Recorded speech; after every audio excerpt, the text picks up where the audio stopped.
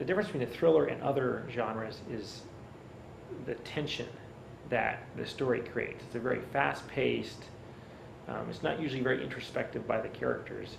And so you have to have a story that is conducive to high action, high tension.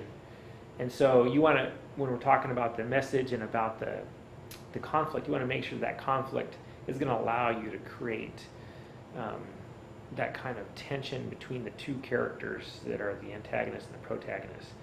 Some stories don't lend themselves to that. So you want to make sure you've got that down before you start. The big part of thrillers is the point of view writing. So a lot of authors aren't even aware what that is. That's learning how to tell a story from a given perspective.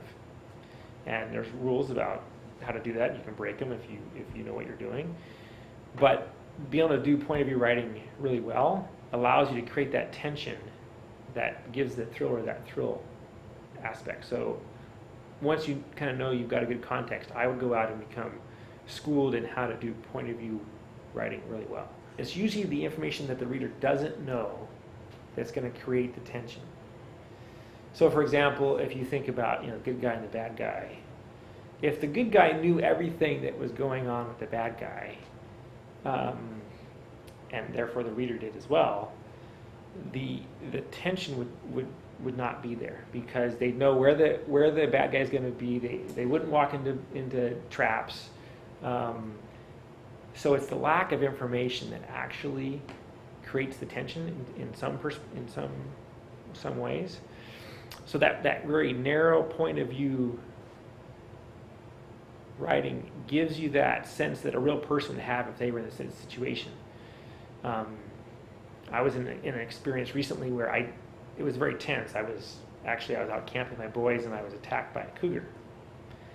But I didn't know it was a cougar for a couple hours. It was this long during the night. We were chasing out of our tent and I thought it was a black bear. My point is that there was a lot of tension for me and my boys. And part of that was because I didn't know who my adversary was and what he was doing. If I had known, it may not have been as tense.